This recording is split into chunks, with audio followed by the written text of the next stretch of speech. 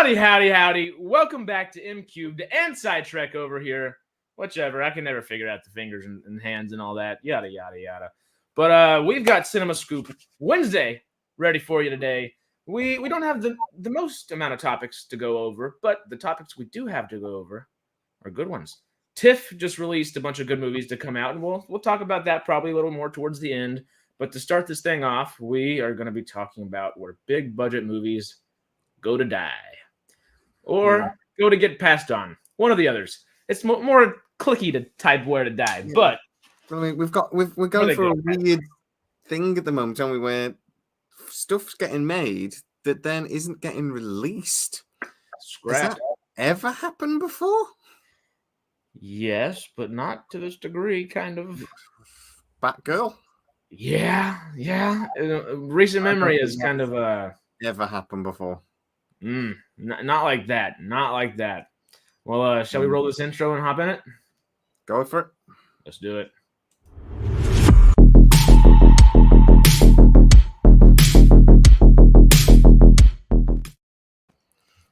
All right. Let me grab this article over here, and we. Like that. The what? Free Batgirl.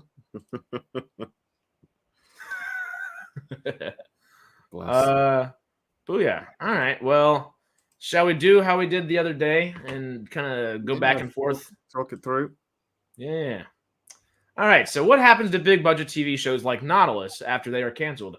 If y'all remember, I think last Wednesday we talked about The Creator and Rebel Moon, but the Monday of last week we talked about Nautilus and what's the other one that just got canceled? Spiderwick Chronicles. Spiderwick Chronicles was I believe had begun filming and it got passed on. All right. Spiderwick. Yeah, I think they'd done a fair bit of filming on it. They spent a lot of money.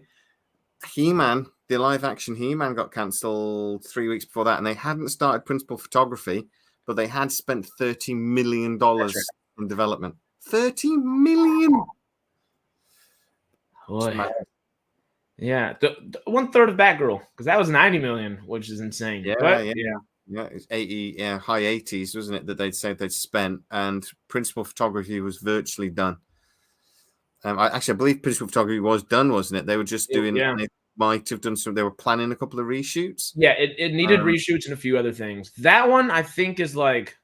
It's the not the golden goose, but the ugly duckling, I think, because that one, everyone that saw it said it was god awful, and it's like, all right, okay, well, if it's not going to make you money and it's going to hurt your company, I understand making a business decision, but then seeing all these things afterwards, like Spiderwick Chronicles and Nautilus, they're still trying to shop them around, so they can't be awful. They can't be things that they're just looking for cuts in. But we'll read this article and dive in. Star Trek Prodigy again. That's another one. They've done the same. And Nautilus is the same. The show is virtually done. They have 10 episodes virtually done. Mm-hmm. Now they're not going to show it. It's just, but let's read the article. That explains it. Yeah. Real quick. Howdy, everybody. Howdy. Nice to see everybody as always. But this is a article on Collider by Aidan Bryant. Where do all the shows go, and what does that mean for us? So, big streamers like Max, Netflix, and Disney Plus have been in hot water with the public for seemingly years now. Between rising rates, bad shows, and the ongoing WGA and SAG-AFTRA strikes, there's a lot of goodwill going around. One of the more recent issues to pop up has been regarding the removal of content from a lot of these streaming services for no apparent reason. Not because of problematic content or rights lapsing, but simply just to save money for the studio. Now, this started with mostly old and cult material like the majority of the Looney Tunes back catalog, and the show was the genesis of Adult Swim, Space Ghost Coast to Coast. I'm just so sad. We need more. Now we're beginning to see some new moves by the studios, and they're quite troubling. Any thoughts before we jump forward? Well, we're going to get into a couple of the reasons here, and there are more. I think there are more reasons than they list, but we'll talk about it. All right, so it's mostly cock custom, but yeah. So let's get into that bit then. So Nautilus, a prequel of Jules Verne's 20,000 Leagues Under the Sea, was completely filmed with extensive sets and a massive crew, only to be completely shelved by Disney as a cost-cutting measure. A big budget show, and it probably was. Wasn't this sort of like in the $8-9 million an episode area? I think. Oh yeah, They really went all the way out for 20,000. I mean, it's 20,000 leagues under the sea. That's what you want them to do, you know. Another $90 million under the thrown away, basically. Couldn't be a big budget show, biggest streaming service out there, and they never even put it out. Something isn't right there. Max has also started axing bigger shows, with popular sci-fi series like Westworld being taken off the service. Paramount Plus removed John Peele's version of The Twilight Zone, which was madness. While this is extremely concerning, it offers a few questions. For one, why would a streaming service remove content when the point of streaming has always been the endless supply of content to satiate every type of viewer? And when those shows do get removed, where do they go? The one thing is with Netflix, they've always added and removed and brought back content because it's a way of actually keeping it fresh. They can release an email for everybody going, new on Netflix. And my wife always gets confused. Oh, there's a new movie out because no, babe, look, it's actually 20 years old. And what? I said, no, this it's new. It's new to Netflix. Yep. You keep an eye on that sort of thing. But what we haven't seen before is shows removed when they've only been out a couple of months, or like this, a show that's been made and not released. Hasn't even been like promoted yet, which is insanity.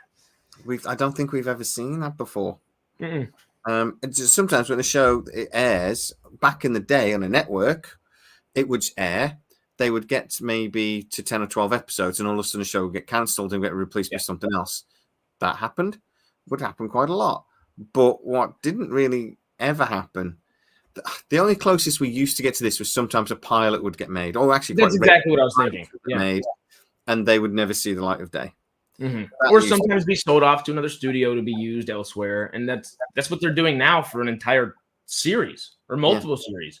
Well, the cost of a pilot and the cost of doing an entire series is completely different. You're talking about sometimes even hundreds of thousands of dollars or a couple of low millions compared to, but back in the day, these shows didn't used to cost millions. The pilots would cost 80, 90, a couple of $100,000 really, because they were making loads of them. They were like churning them out.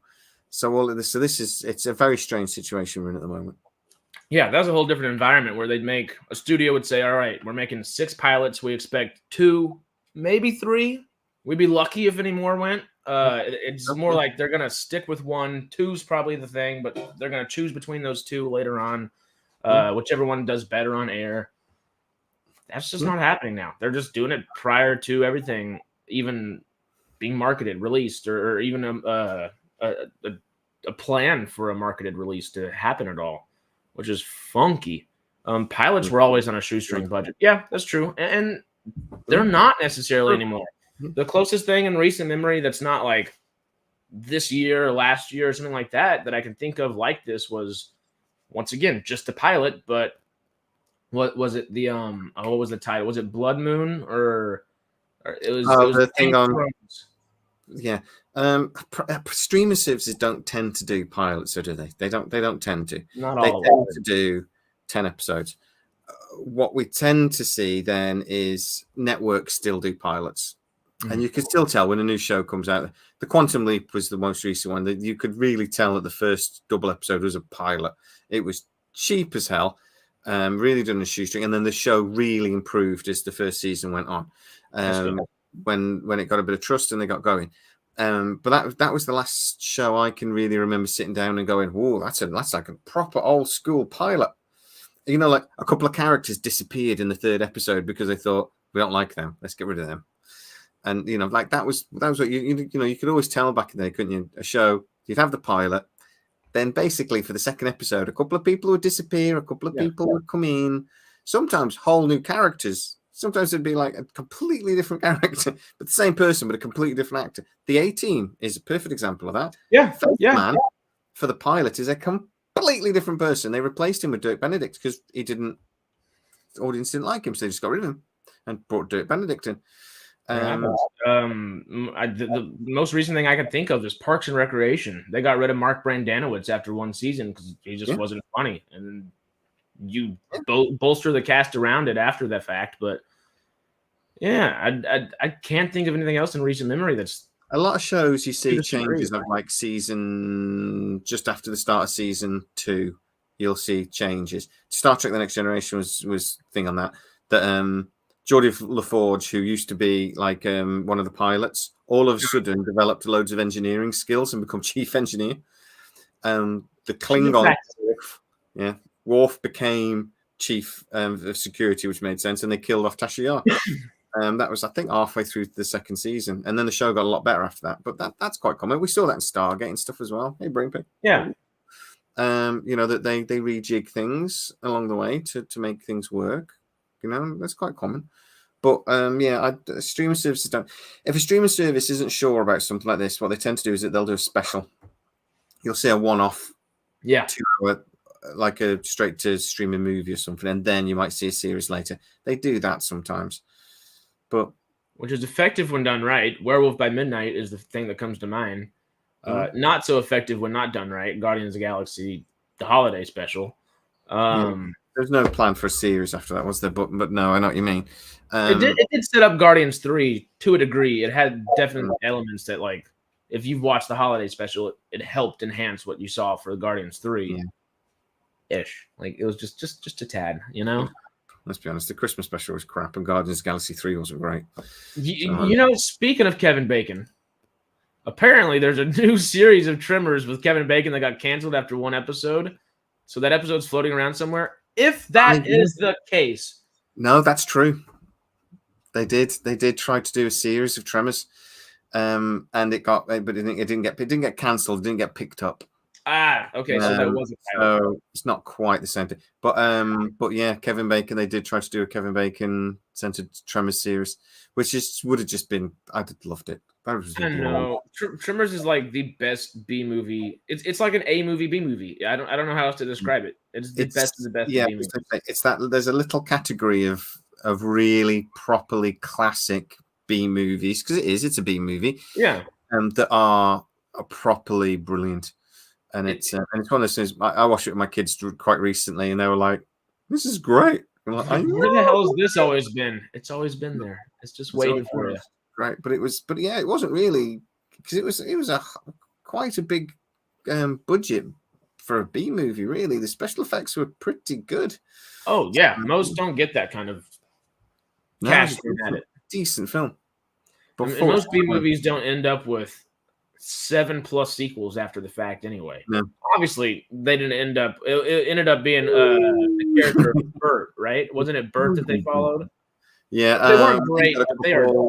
The guy with the big gun got a couple of sequels. A couple. He's in all of them. He's the main guy after that.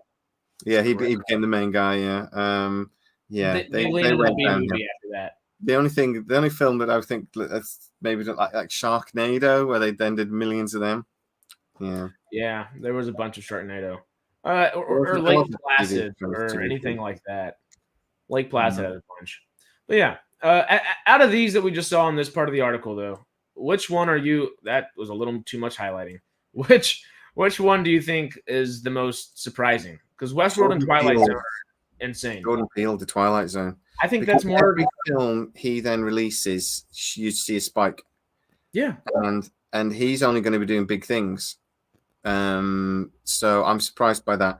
Westworld was starting to. It wasn't as the first season was great, but it was starting to go down. So I'm not surprised by that. But I think when we go into the next section, hasn't Westworld been bought by somebody else who's going somewhere else? Somebody will buy that because somebody will watch it, and I think it'll become a cult classic at some point. I think it will be one of those things that people will watch. I think those first 2 seasons are great. The first season's perfect. The second, or right up next to perfect. Second season's really, really good. Next to great. And then it just nosedives. I still haven't seen the 4th season. I think I'm in an episode. I don't even remember. I think I'm an extra in an episode somewhere in season 4. My old roommate. You never seen it? I think I'm going to have to watch that because the 4th season, I've watched a bit of it and it is supposed to pick up. So I do keep meaning to sit and watch it, but then they took it off. So I don't think it's even on the Sky platform over here. It's most of HBO stuff ends up on Sky Atlantis over here, and I don't even think it's on there. I kind of think the only I might be completely wrong, but if memory serves me right, I think that the only way to get it is to buy it right now. I think so. Yeah. Kind of, I think what Warner Brothers maybe wants you to do to a degree.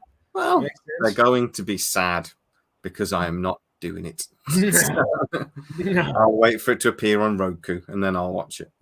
Well, speaking of just Nautiluses and things real quick, Flanagan had made 12 or 13 pilots before he took the role in Atlantis. That was a great story. I loved that shuttle pod story there.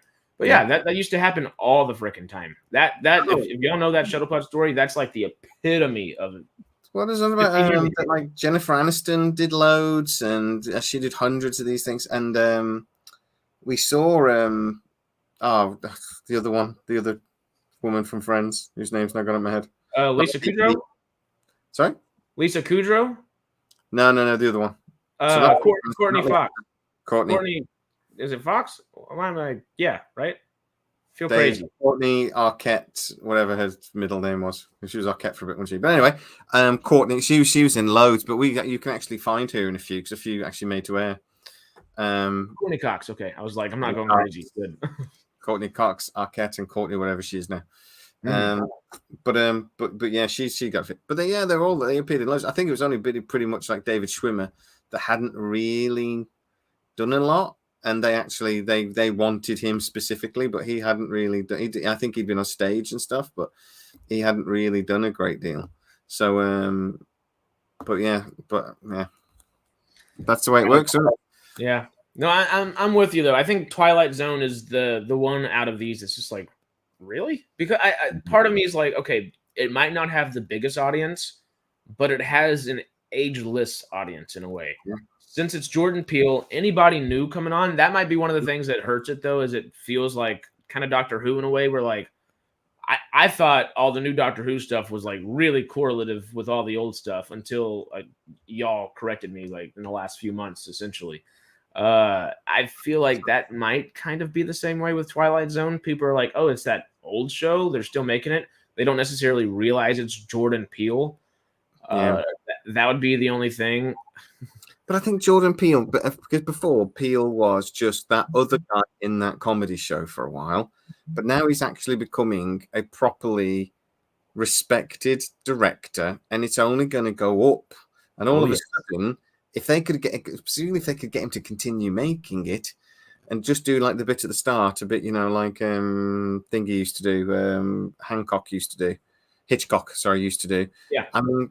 I would have thought that would. You're going to get a cult following is going to grow, but they're just going now. That's it. I just have to wonder what information are they using to make these decisions. That's a good point because they're not sharing it with us. That's the truth, and there are reasons why they're taking this stuff off. Yeah, and not just. So let's go on to the next bit. All right. I was talking about it, I think there, doesn't it? So the second question is the easiest answer. For a show like Nautilus, it's being shopped around to other streamers and will hopefully be picked up by someone. If not, that's really all she wrote for the show. Westworld, once a huge show for HBO, is not available anywhere currently unless you want to buy the entire series. All right, well, we just answered ourselves. Rumors had it going to Tubi, but it seems like that is only on their live Warner Brothers channel. And you cannot watch the show as it would traditionally be watched on streaming. You can only watch it whenever it's airing on that channel. Twilight Zone has been booted to Freevee. Oh, I didn't realize that. Has been booted to Freevee, Amazon Prime, where it's only available with ads. This is really the opposite of the promise of streaming. That's true. I don't have a problem with Freevee, though, because people keep moaning that they have to watch these things and it's behind a paywall and they have to, I can't afford any more streaming services. Well, surely then Freevee is your wet dream. All right, you have to put up with 30-second adverts, but they are irritating because they tend to be the same one. Go to the toilet. What's better about that is they'll play 2 or 3, maybe 4 30-second adverts, but it's less time at the end of the day than what you would be watching on cable with ads in general. Oh, and they're constant. I'm sure it probably will get to that point where the adverts are annoying like that. But because they only seem to have 3 companies that want to advertise on Freevee, most of the adverts are advertised in other shows on Freevee. But at some point it's going to grow. But yeah, I'd have thought, okay, you're saying you want more content, but you don't want to pay another subscription. Freevee. You should be. People pay, but people go nuts though. I don't know what's bloody adverts. Which Amazon, I feel like, is already kind of. If you're paying that $10, $12, or $15 a month, whatever it is for Amazon Prime, you get a streaming service out of it too. Like it's already almost Freevee in its own little way. But you don't need to have Amazon Prime to watch Freevee.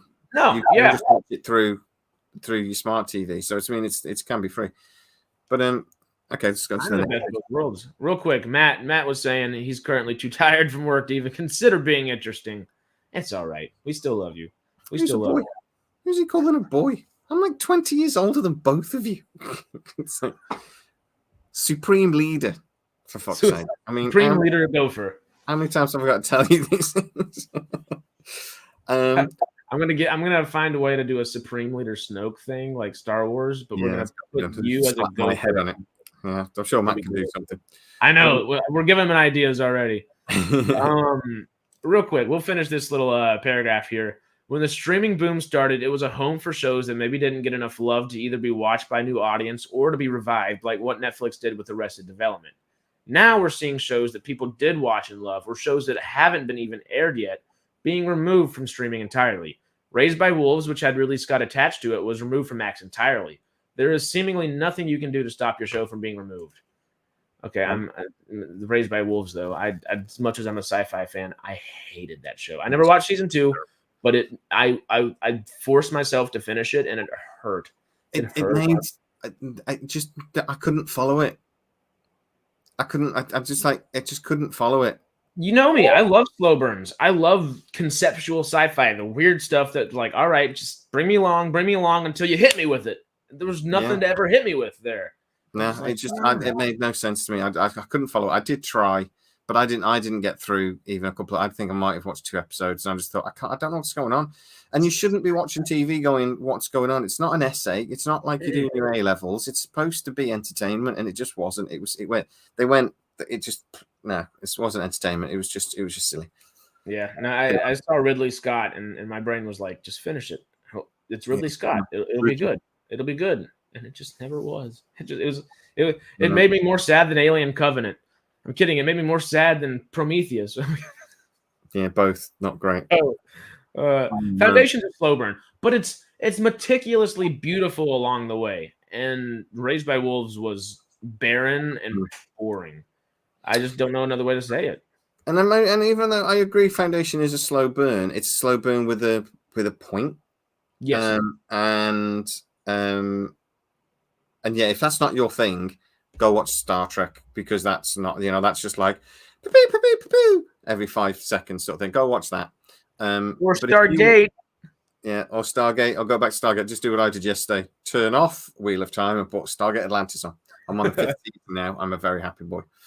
But it's just like, just watch something else. If that's not your thing, then fine. But if you want something that does make you think and does, is a bit intellectual as well, but it's conceptual and things, then Foundation's for you, definitely, 100%. And I feel like Raised by Wolves is probably some of those things, more so in season 2, but I don't need to watch an entire season of a show to get to something. If something was going on with that, it was over my head. Yeah. I mean, there's something, but it's just like, okay, well, piece these things together just a little, not necessarily a whole lot faster, but just give us something. Crack on, yeah. Please. Yeah, I know. With this, though, I really like the second part of that article because it said Arrested Development was brought back by Netflix. And they've done that, I think, 2 or 3 times with Arrested Development. They've done it once with Clone Wars. Schitt's Creek? They did it with Schitt's Creek. They made that into a massive hit. Oh, yeah. They've done that a few times. And I guess that's probably the closest thing that we will have seen in recent memory to correlate to what's going on now. But this is, I mean, the difference is like these shows have never aired. And yeah, we've covered that, but how do you sell something that hasn't aired? How do you sell something that doesn't have a baked-in audience? I guess 20,000 Leagues Under the Sea has a baked-in audience, and so does Spiderwick Chronicles. But some of these other shows that might be on the cutting board, how do they get picked up? But I think a few years ago, if a show had maybe not done very well on the network, it appeared on streaming service. They would still try and get some of the money back. You know what I mean? They would still try and do it's back in the day. It would be like if a film has bombed at the cinema, it would be on a DVD within a couple of weeks. It would be, or if they just realized during testing or whatever, this film is not very good. This hasn't worked. it would just go straight to DVD. That still happens now. We still get films that we are expecting to go to cinema, and then very last minute, it's on Hulu. You know what I mean? It's like this does happen. But Prey, but obviously Prey was meant for Hulu. It just felt like it should have been. Prey was always supposed to be, but they did speak about cinema a couple of months before. There was rumors that maybe this should go to the cinema, and then the rumor is that the sequel will go to the cinema. Hopefully Blue Beetle doesn't hurt those chances, because Blue Beetle was supposed to be a TV movie, and then they were like, we'll toss it in theaters. Look how good Prey did on Hulu. Blue Beetle's not doing too great. It's because Prey was good. Yeah. I just hope they don't ruin that because there's been lots of conversations about maybe Arnie would be in it, and he would bring back Duke. Not Duke. That's not right, is it? What's his character's name? Is it? Like Duke? Duke sounds. I don't know. That just sounds right for every Arnie character, honestly. He will be back. But I think that would be a massive mistake. I also think there's those rumors that she's going to be becoming because in the comics and stuff, if somebody survives a battle with a predator, they can go on and then actually fight alongside the predators. I kind of hope they don't do that, because that would be. I'm not sure about that. I like the idea and like the cultural stuff. It just turns into a cheese fest too quickly, I feel like. It's to get a sequel to Prey right is going to be. I think what they actually have to do is do a Prey movie, Prey 2, but completely different characters in a different time frame or something. That could work. But if they try and follow her character, they better have something very clever in mind.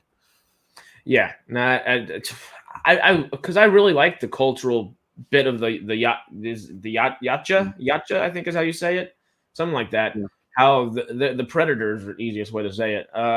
They incorporate those like the best warriors they find across the world, across galaxies, into their fleet, into their people. That was revealed in Requiem, and then the Predator, that actually they use the genetic material from their prey to improve themselves, so they're constantly evolving, which is why we then in the Predator we see that massive like 9-foot predator, because it's the next gen. We saw that in Predators as well, that there was like a lower class predator that was signed up something, so they have that hierarchy, so we've seen that before, but yeah, it was nice to see like an earlier version of the Predator, which a lot of people went nuts over, and a lot of people went, 90-pound girl can't beat up a predator. And I was like, actually, the point of that film all the way through really annoyed me. The point of that film all the way through was that actually that the predator doesn't consider her a threat, and that's how she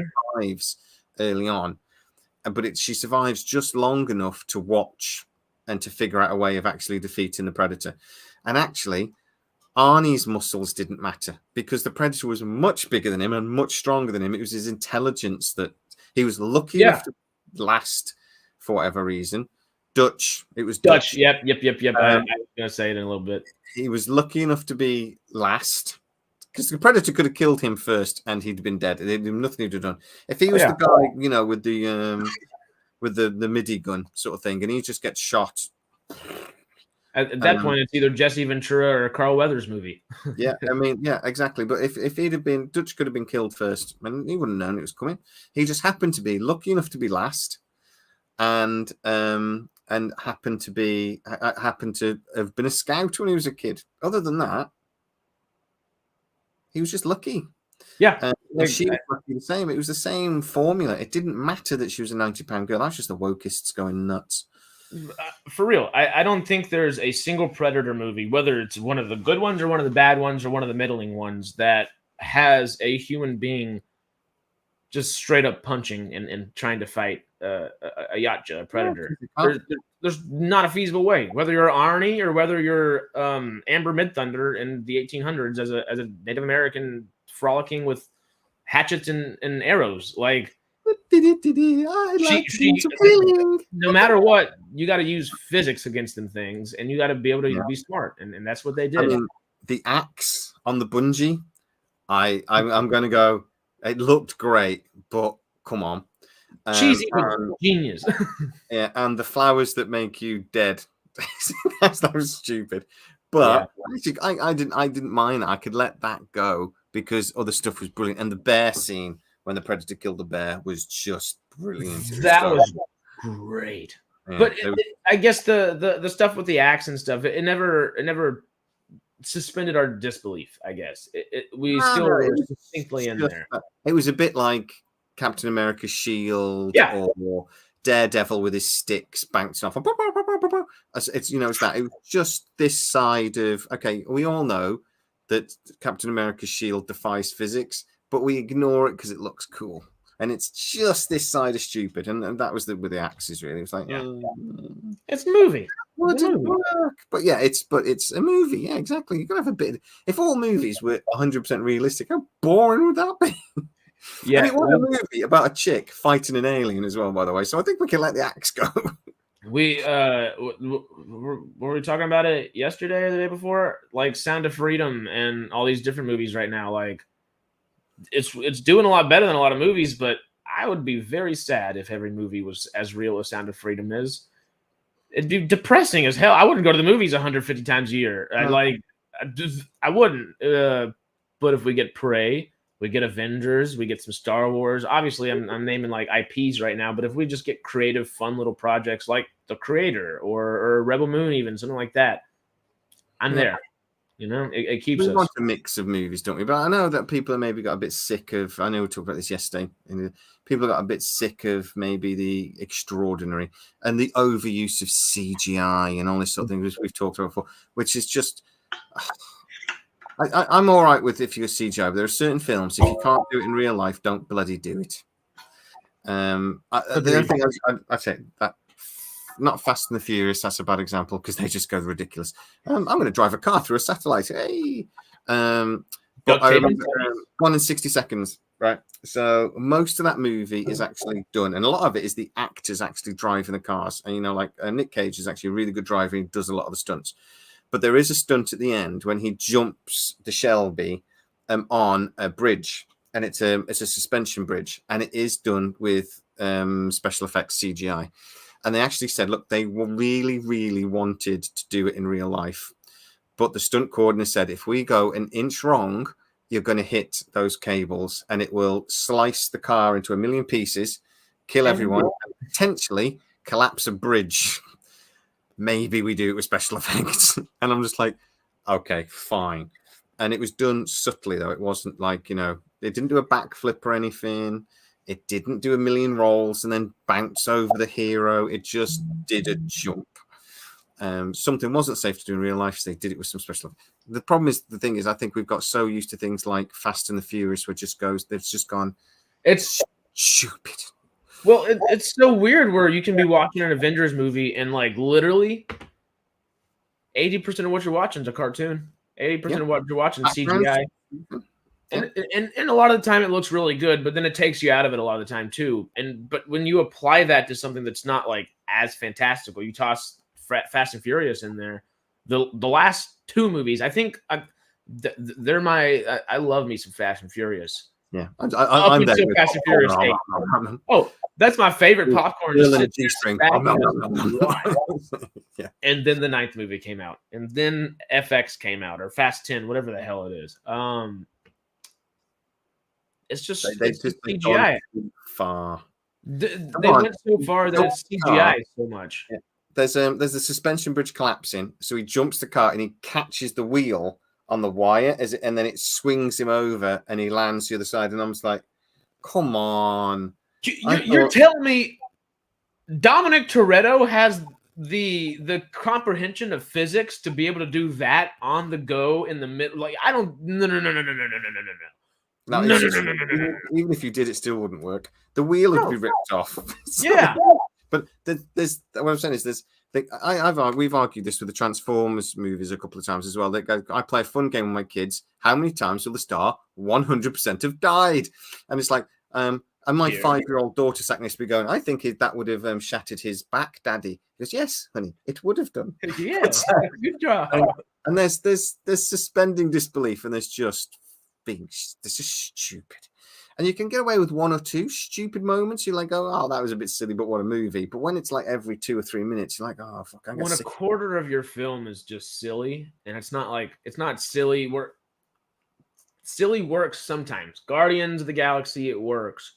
Some things like that, it works. But even then, it can be very tiring at times. It's literally by the third Guardians, it was kind of like, all right. Now we're going to lean into sadness because we've kind of leaned a little too far into silliness. Oh, we're going to lean into sadness, but no one's going to die. Yeah, which is silly. Like, God, Galaxy 3. But anyway, let's go to the next bit because this is the bit where we start talking about why is it actually happening. It. Let's do it. You want to read or you want me to? I'll read it. Yeah, it's fine. This goes into the elephant in the room. Why are streamers removing this content in the first place? There is no issue with the content itself. Well, sometimes there is. I disagree with that. But popular people and properties are attached to them. And to reiterate, a wealth of content is the entire point of streaming. You would think, like Jordan Peele's The Twilight Zone, is something right for reevaluation, or at least a bump in viewers when he releases a new film, as you mentioned earlier. Yet that is never going to happen now. Disney has reportedly said that gutting a big portion of its content is part of $1.5 billion cost-cutting measure. This content disappearing, coinciding with the current battle over residuals, is the ongoing strikes, is something that cannot be overlooked. If the writers and actors manage to win, all we have to then do is with the streamers just cut more and more content in retaliation. I don't agree with most of that. Just a second, my son has just texted me. Let me just message. Sorry, I just realized my laptop was not plugged in. I had to run and grab that. No problem. There is a residuals issue here, but actually one of the biggest cost-cutting measures. Just a second. Let me speak to my idiot son. No, of course. Okay, so I'm with you. I don't necessarily agree with it. Cost-cutting measures do take up a lot of the things that could be the reason these things are happening. But I mean, the gutting of content is, I don't necessarily think it's as much of it is a cost-cutting measure. There's not really, I guess, a way to say it besides that it is a cost-cutting measure, but I think it's a cost-cutting measure for quantity over quality. I think they are figuring it out that, hey, if we want something, we want it good. And maybe one of the good things about all this, I think a comment, I did see it earlier, was a fantastic comment, I'll find it. One thing that's hurting the strike is that we can now go watch the shows we wanted to watch before, but didn't have time. Yeah. There's so many projects, so much content that we still have time to catch up on that I think the studios are, they're doing some cost-cutting measures. They're looking at these things and saying, we can't do what we have been doing. And then they're looking at us who still have innumerous numbers of things to keep watching and keep ourselves entertained while these creators are not creating anything else. I think their thought process, hopefully at least from this, is that maybe we need to make less projects and make more pertinent projects per thing. And that's what I hope is happening with all this. That's my optimistic view of all these things shuffling around, people canceling things, trying to sell them elsewhere. I hope this is just adding pertinence again to a lot of the things that we watch, if that makes sense. But that doesn't follow through with things like Nautilus, though. I could understand that with more removing stuff that's been on there a while, like Netflix does. But you're right, when Netflix first came along, it was a bunch of old shows with the odd new thing. Netflix would make the odd thing here and there. And it still is, really. It's mostly old stuff that they've repackaged or, and think with a few new shows thrown in. And they rotate it constantly. They're constantly taking films off and constantly putting other things on. This isn't what we're seeing at the moment, though. This is actually them spending $100 million on a Nautilus series and then saying, you know what, let's not put it on. Now, the residuals thing I was saying before my son so rudely phoned me 2 or 3 times. Is he good? He's good. No, he just wants to stay out late, and I've just said it's a school night, and he's got to be back by about 8. And he's like, 8? Like, yes, you're 14 years old, and it's a school night. Get back. But give him 8:45. No. I was a bad kid. Don't answer. Don't listen to me. But he hasn't had any tea or anything as far as I know. But anyway, it's irrelevant. So it's residuals is a point, but at the moment, one of the reasons why the strike is going on is that the actual streaming services are not that good at paying residuals, and what they do pay tends to be shit. So the residuals really, I don't think, is a big part of it. Residuals for a show that hasn't even aired yet, they don't know how successful that show is going to be, and a lot of the residuals is based on how much it's watched. So if a show is getting watched, you pay the residuals. If it isn't, if no one's watching it, you don't pay the residuals. That's not a reason. What is a reason is that all of these shows have to be sat on servers somewhere. Mm-hmm. So there are computer banks have to hold all of these shows, and it is horrendously expensive, and it's only become more expensive. Netflix didn't pay, it paid a couple of pence on the dollar 10 years ago because they were the only ones in the shop. They were the only ones doing it. So, renting the space on servers around the world, and don't forget, it's not just one, they have to do it in several locations, wasn't too bad. But now there are lots of streaming services. All of a sudden, they charge a lot more. Amazon are making a killing on this because they're one of the companies that are creating a lot of these streaming services. It's one of the most profitable areas of their business.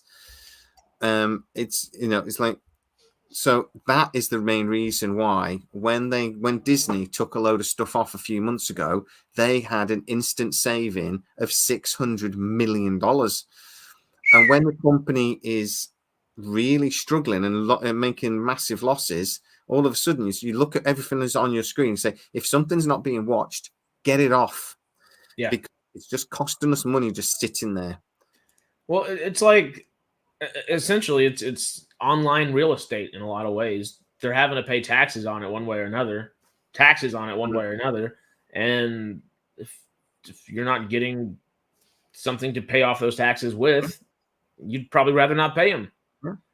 But it's like having rental. It's like having a house that no one's living there, and you're paying rent on it. Yeah, because it's just sat there. So get rid of it. And that's what they've done with a lot of these shows. Is they've just said, right, okay, if someone's not watching it, but boom, it's got to go because we need the space, and it's expensive. So I mean, I know Disney have saved a crap load of money through just freeing up space on the servers and renting less of it. And Netflix have been doing the same for a while, but they've managed it pretty well. That's why stuff goes off. That's why TV shows go off there. Well, but again, that doesn't really understand why they've got rid of this Nautilus, because that might have been a massive hit, unless they think it's not. Okay, so I was going to ask you, if they were doing this a year ago, do you think Willow ever makes it to TV? If they have the same mindset they do then? Do you think the reason Nautilus and Spiderwick Chronicles got canceled is because they thought it was on par or worse than Willow? Or do you think they're just doing it just for cost-cutting measures and they're like, all right, well, this isn't what we want to present ourselves as, so we made it, but we want to sell it to somebody else? There's a couple of things as well there, though, that 12 months ago, a lot of the streaming providers, a lot of the studios, had executives in charge of inclusionism, exactly, and those have started to get fired. Basically, they started to get rid of a lot of them. They've realized that, I hate the term woke. I hate it, but that's the word we have to use now. So simple as that. There are bigots and stuff that shout woke. We say this all the time, but actually there is a problem there, that we've had some TV shows that are so, the inclusionism is on their minds so much that it makes poor shows. So I do wonder, maybe when the new people in at Disney, and that there are top people in there again, have looked back and gone, we've done it again, we're just going to get yelled at, so just pull it. It's actually going to hurt the brand. And I think that's why Batgirl got pulled, because I think Zaslav went in and he went, actually, this is good. I know it's $80 million, but if we release this, it's going to hurt us. So just don't release it. How bad was Batgirl, though, compared to things like Blue Beetle, that they tried to lie to us? They tried to say, this is the greatest sci-fi movie ever made, or greatest superhero movie ever made. They said that for Flash, which... They did it with they did that with the Flash, and I'm like, if that James Gunn genuinely thinks that's the best superhero movie ever made, the next 10 years at DC are going to be very painful. I do think the Flash would be looked at a little. The CGI is pretty damn bad in a lot of places, and that does take you out of it. And the story's not necessarily great, and it kind of forgets a lot of its own plot points, especially eating calories at a certain point. Yeah, it doesn't bother. But I feel like if that would have come out before Across the Spider-Verse, we would have a different take on it. I think that's the take that I think we're getting from a lot of those people. Honestly, I don't think so. I think it still would have been roundly pretty much hated because it is actually a poor film. The actor's problems didn't help. No. The actor being an annoying little twat also didn't help. And he's supposed to be annoying, and then he meets his twin, his other version of himself, who's more annoying. And I'm saying, dude, if a big plot point of this film is that this person is annoying even the annoying person, right? So in the background of the Justice League, the Flash is actually that version of the Flash is actually quite interesting because he's sort of like comic relief. But as the main guy, he's just irritating. It's abrasive. I don't know a better word for it. It's abhorrently abrasive. Bit where he loses his power, so he's then doing that and just running really slowly. I'm just like, oh, for fuck, just kill me now. It's just bad. So, I think it would have been looked upon better until Across the Spider-Verse came out because they literally do the same thing. Such a good job with it, yeah. So much better. Yeah. But that concept, I think it would have been a nice little stepping stone to Across the Spider-Verse. But I think Across the Spider-Verse did good by just being first and blowing our minds with that. I do think, though, the other problem was the Flash TV series did it better. Big time. That's also a big problem. That anybody that loves this TV show must be sitting through this watching going, I've seen this story. They just did it. They even had Michael Keaton. And they did it in like season 4, right? That's when it started, yeah. But it was so, I mean, it was just done better. Oh, so, yeah. The Cow did a better job, CW, but that's funny. That is mental that the CW did it. But I think actually The Flash was their best show, I think, for me. I think it was just phenomenal. I actually liked the Arrowverse as a whole. Actually, I quite liked it. I watched Arrow when it first came out. I quite liked it. At its peak, it was amazing. Yeah. I was watching 4 shows. I was watching Arrow, Flash, Legends of Tomorrow, and Supergirl every week. Legends of Tomorrow for me was where it started to. I started to lose. Season 1 of Legends of Tomorrow, I will fight for all the time because that was great. Leonard Snart at the end was that was some good TV, and then season 2 it leans into the silly. It gunnifies itself a little bit, for lack of a better term. The CW AI writers did better a little bit. Howdy, Neeraj. That's our editor, graphic designer. You'll say howdy and thank you to Neeraj while he's here. He keeps me going. But is that why Crater got pulled after a few months to save money? I'm not familiar with Crater. I'm not sure. Oh, that rings a bell, but I can't think. But yeah, it probably would have been. David Bailey asked, is it the return of Blockbuster and cable? I think it's the return of cable. I think it is. I think it's the return of the Blockbuster in a way, but not necessarily like Blockbusters. I don't think it's like the company Blockbusters coming back in the way it was in any shape or form anytime soon. But the 2 biggest movies of the year, or the 3 biggest movies of the year, are tentpole films. They're Barbie, Super Mario Bros., and Oppenheimer are tentpole studio films. They're not independent, but they feel a little more independent because we're just stuck in the superhero zeitgeist and all these different things. They feel a little bit more independent, which is nice. I like that feeling. But it's weird because a studio tentpole film should not feel more independent.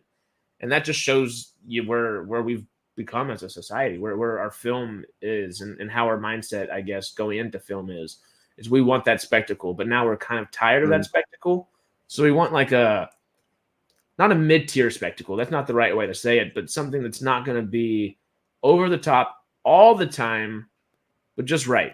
Like Barbie's not over the top all the time, just 85% of it. Oppenheimer's not over the top all the time, just like in like 10-15% of it, but where those like percentage points hit, they hit harder. Yeah, it's what Marvel used to be brilliant at. So great. Winter Soldier. I keep saying this. They just wandered up to silly, but they never crossed the line. And then after, you know, the last few films, though, they're dancing all over the line and making like they're flicking V's at the line. It's just after like Guardians. Yeah, it's just it's gone. They've just forgotten. They've lost their mojo. They've forgotten how to do it. Has Hollywood destroyed their brand?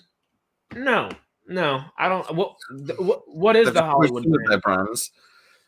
What is the Hollywood brand? I don't. It's ever changing. I don't think Hollywood's got destroy it. Yeah, I was gonna say Hollywood's got a big problem right now because entertainment was its industry, and now the rest of the world is doing it better. It's and these strikes, I honestly think a lot of the longer it goes on, the quicker they're hastening their own downfall, because the studios will just move out of America. They just won't. They'll just go elsewhere, and they're just hastening their own decline if they're not careful. I think at the moment there is a really big argument. Don't get me wrong, and I support what they're doing, the WGA and SAG-AFTRA, and I do support them. But they do have to be considering. This is like in Britain, we used to have a really strong car industry, but the makes kept going on strike and kept going on strike, and in the end, the car manufacturers either fell apart, collapsed, or they moved manufacturing out to the UK. And we basically then didn't have a car manufacturing industry for 20 years. We don't have a major British car brand. We just don't have one. Any that you know are owned by somebody else. We have a really good small industry, but we do not have any major manufacturing. Our biggest car manufacturer in this country is Nissan. So because they've got a big factory here. Oh. That's what Hollywood are really at risk of doing. They're actually risk of cutting their own throats if they're not careful, because it's cheaper and a lot of the time easier to produce this stuff abroad. At the moment, they've still got the big Hollywood actor is still a thing, but even that's not guaranteed. Well, so really a danger. I scrolled up thinking this comment would correlate a little bit more, and it does to a degree. And we can kind of make it correlate a little bit more. Is it possible that YouTube reviewers are destroying shows before it's released, therefore the shows have less viewers, when in reality most shows are mindless entertainment? People are going to say yes. I think absolutely not. To a degree. To a degree. I think there's this subsect of people that will probably do that. But I think a lot of the ways we treat it, it would be the same ways after a football match, American football, everywhere else.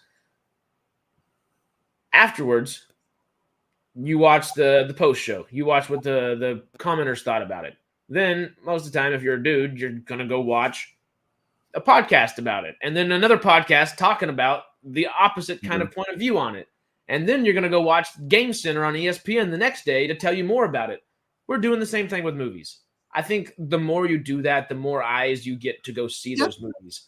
I don't think you can take it away, The nice thing about the YouTube reviews, when they're honest as well, is that, and they don't have an agenda, which a lot unfortunately do have an agenda. Yeah. Is that when a good film comes out that people aren't watching, they bring eyes to it. And that is the positive. The negative is things like Rings of Power, that there was so much negativity thrown at it before it came out, that it harmed the show. And it did. It harmed the show. Even if people didn't watch it because they just assumed it was going to be a woke pile of nonsense, or they watched it with that mindset. Yes. That's really negative. I actually think Dial of Destiny was massively harmed by YouTube and YouTubers throwing a lot of negativity at it, because at the end of the day, that film, even Crystal Skull had a good first weekend. Dial of Destiny didn't even have that. I think The Flash had other problems, but YouTube didn't help. But there were other issues behind that. The problem is there are YouTubers that have an agenda against certain projects for certain reasons, and it does harm those projects. But like I say, there are two sides to that coin. because it can just as easily bring a lot of a positive attention to projects it wouldn't have done. The damn problem is that we've got far too many YouTubers with an agenda that have hundreds of thousands of subscribers because they're very right wing or very left wing or one or the other. And I actually generally think they don't, a lot of the time, believe what they're actually saying. They latch onto certain things and then they just attach their agenda to it and they go.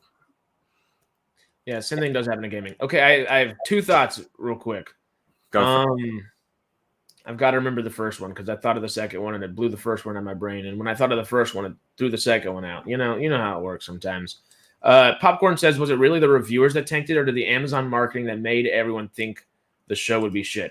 So that question is kind of part of the question I was going to ask. Is with I don't think Dial of Destiny deserved it, but do you think Rings of Power deserved the hate it got? Because they literally gave us. I mean, it looked beautiful. It is a beautiful show. But it's not a good show. It's not written well. It's underwritten, underdeveloped. It's brilliant. I think it's a good show. It's not brilliant. It's too slow. It's something. It's not as good as it should have been. For that type of material, though, did it deserve that type of hate? Not necessarily that type of hate, but it deserved at least some or a portion of the hate. Because I think it could have deserved.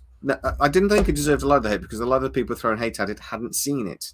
So how can you hate something you haven't seen yet? And they were saying it was going to be this, going to be that before they'd seen it, and that really irritated me.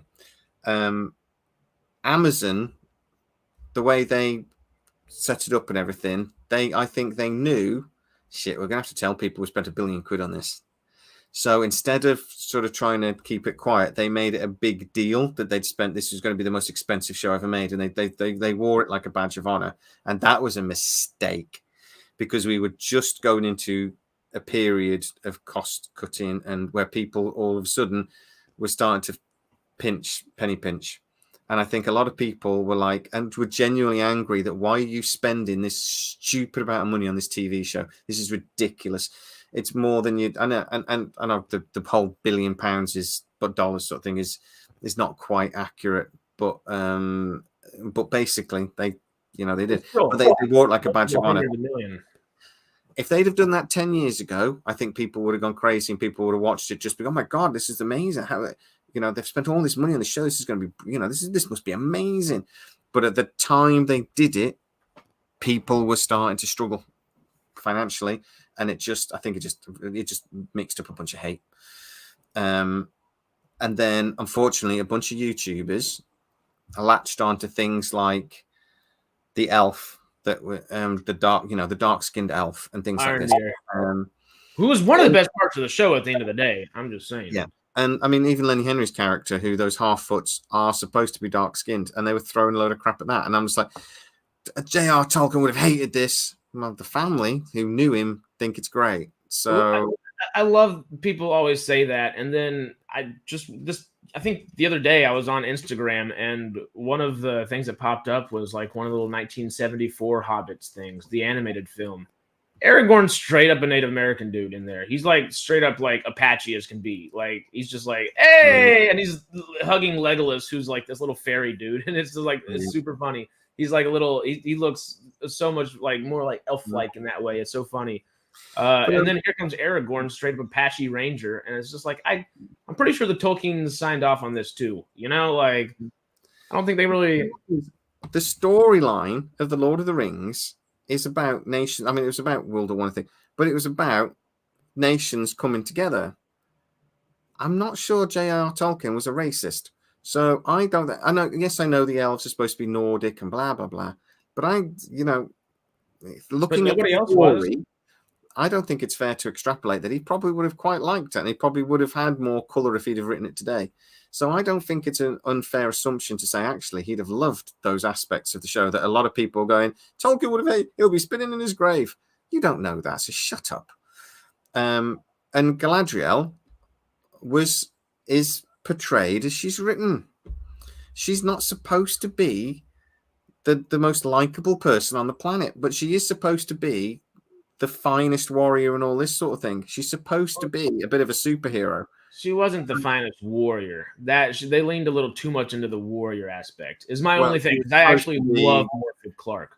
Loved by the other elves because of all that sort of thing, wasn't she? So she was supposed to be a bit of a mythical elven being sort of thing, and that comes from a reason. So I think they leaned into what was actually written. So, but everyone just went because, and I just don't think I can't help but think that if that character had a penis, people wouldn't have complained about it. But she's got boobs and she's a woman, so she's a Mary Sue, and that just winds me up. Yeah, I would have complained about it either way, but that's not what happened. It's just it's strange that. But okay, a lot of people though have thoughtful reasons for this hate, and other people are just bigots, and they don't think beyond. It's a woman and she's just done a backflip. Women can't do that, and that's how they think. It's like, I'm pretty sure they can do backflips easier, a lot smaller, more gymnastics to spin around. Going back to Prey though, mate, a lot of people, 90-pound girl can't do that. It's irrelevant. That's the point. That's almost the point of it. Like, she can't do that, so she had to find a way to. And it takes her an hour and a half, 2 hours, technically a few days worth in the actual show or the movie, but like 2 days worth in the movie. But it doesn't happen immediately. There's a struggle that has to get her there. That's The Xena over Hercules, though. I'm kind of with you. It was awesome. I love Xena. Let's leave it for another night. Let's talk about it. I need to go eat. I do need to eat. And I'm live again in like an hour and a half talking about Star Trek. I need to go eat. So, but I think we've covered this and explained why these things are going, and it's not to do with residuals. It's to do with other costs, but it is a cost-cutting measure. Yeah. Streaming services have massively overspent, and they have screwed themselves royally. Y'all should check out this article, though. It is a good article. Collider always puts out some good stuff. I'm a fan of some Collider. Hopefully, I need to check if I got those IMAX tickets to Haunting in Venice from Collider. I'm hoping. I'm going to book my ticket. I need to see what's on. I need to go watch Equalizer 3 at the weekend, actually. Yeah. Or go see Bottoms. Because I swear, that was the funniest. I know it sounds so crazy and weird, but it's it was the funniest thing I'd seen in the entire year. And there have been better comedy movies this year than we've had in the last decade. Yeah. And that was the funniest thing. I will keep an eye open on it, but I'm going to go watch Equalizer. All right. So, it's a cinema movie. Come on. Of course. But before you go. Yes, sir. Before I jump in and start reading off all these things for TIFF and what's happening in the Toronto International Film Festival, what can we look forward to? There's a Nick Cage movie that looks pretty good. The best episode of the best live action Star Wars we've gotten since George Lucas had his hands on Star Wars happened last night. Ashoka was that good? 34 minutes of perfectness. Better than The Mandalorian when that big hawky thing came in and swallowed a child, and there's some reason that child survived for days while they were searching for him. That doesn't hold a candle. Ahsoka holds the lightsaber, not just one, two. And they're great. The first one, episode 3, legitimately, that will aggravate you. It's the shortest episode, 31 minutes. The writing pisses me off in a couple different spots. But then what happens in episode 4? Right. I will start watching Ashoka tomorrow, and we will discuss it on the live on Sunday. And if it's bad, I'm getting a flight, and I will come and kick you in the nuts. It's okay. You can do it. I'll still cook your barbecue afterwards, and then we'll watch the next episode of Ahsoka. This is shit as well. Kick your nuts again. More ribs. Well, okay. I'll give it a go. I will push through the first 3 episodes then. Okay. You'll love it. I might have to watch the second episode again. I might not. I might get distracted. Just watch 2 and 3 because those are short. Get those out the way. 4. Wow. I had to push through the first series of Mando. I had to push through the first 2 or 3 episodes, and I ended up loving it. and maybe I was a bit quick, but I will give it another go. And I love the actress that's playing her. I loved her in everything she's ever done. She does a lot more than just stand there and like this in the 4th episode, which is great because that's the only thing she's done for 3 episodes until episode 4. Yeah. And there's a few leaps of logic in the first couple of episodes that I'll bitch about on Sunday. But just a couple. But okay. They make up for it in this, which is so good. Well, you've won me over, so. Haha. Okay. Right, guys, I am going to be back in an hour with Mike off the Solar One podcast. We're going to be talking about Star Trek. It was on for yesterday. I made a mistake. So it's been re-edited. But when you put a stream on and then you change the time, YouTube doesn't like it. But if it is on, it'll be tonight. It'll be 9 p.m. We're looking at classic Star Trek episodes. I'm asking the question, has any new Trek had actually any classic episodes? And I'm struggling. Or is it all too woke? I'm kidding. I just had yeah. So even I will argue that some of us are pretty woke. So we will be back on at 9 p.m. with Mike from the Soul One podcast. So Harris, thank you very much, Matt. You've dug into my eating time though by 11 minutes, you bastard. Well, go eat real quick, and we'll be talking some Toronto International Film Festival for the next few minutes, and then I'll probably get out of here too. But we got another 15-20 in us probably. Okay. Well, guys, stay on either channel. Actually, go over to MCubed if you want to watch the end, and then we'll end the stream on Sidetrack for now. But go over to MCubed and make sure you tell your friends to go and watch the Young American. Come on. We keep but guys, I will end on Sidetrack now. So guys, been amazing. Thank you very much. We'll see you next Wednesday. All right. Adios, brother. See you Sunday. Bye-bye. Booyah. All right. Let me see if I can share this tab. Do you want to jump right into it, or I was over here the whole time? Thank you, Mark. Thank you, my friend. Thank you. But yeah. Shall we go ahead and jump into the Toronto International Film Festival, or shall we keep discussing this? Let's jump in. We've talked about this a good bit, and Jay and I have covered a lot of it. So let's bring this up on screen. Add to stage. There we go. What's the best one to press? That one? That one? That one's nice and even. Okay. All right. So what do we have? Another Collider article, of course. This one by Chase Hutchinson. TIFF 2023. The movies we're looking forward to the most. Be it a new Western from Viggo Mortensen. I didn't realize that's happening. That alone makes me very excited for this article. Or a recounting of that whole GameStop thing. Here's what has us quite serious from this year's curious. Good Lord, I can't read. From this year's festival. I'm jumping over myself here. Is there anything that's coming out that y'all are particularly excited for? There are a few things. This Nick Cage movie I've actually heard about. I'm excited about. I think it's going to be the second or third movie that pops up in the article. And I don't know anything about this Viggo Mortensen Western, but my eyes are peeled now. My eyes are peeled. All right, so after last year's TIFF gave us some of the best films of 2022, like the sublime After Sun, as well as some of the best 2023 so far, with everything How to Blow Up a Pipeline to RMN. This year has its work cut out for it to match that high bar, against the backdrop of the ongoing dual strikes by both the WGA and SAG-AFTRA for better working conditions, fair wages, and protections against AI. We got our first look at what TIFF will look like this year. Thus, we've rounded up some of the movies we're looking forward to most from this initial drop. The rest of the films will be announced in August. Cool. All right, we'll read about each one. Dix the Musical. From the title, I don't know if I'm going to be interested in it, but let's read about it. Let's see. I did just go see a movie called Bottoms, and that was the funniest thing I've seen all year. So, I'm not opposed. Let's see. The most unabashedly silly but bit of programming this year is without a doubt Dix the Musical, a reimagining of The Parent Trap where two twins decide to swap places in order to bring their divorced parents back together. There are also some creepy sewer puppets trapped in a cage.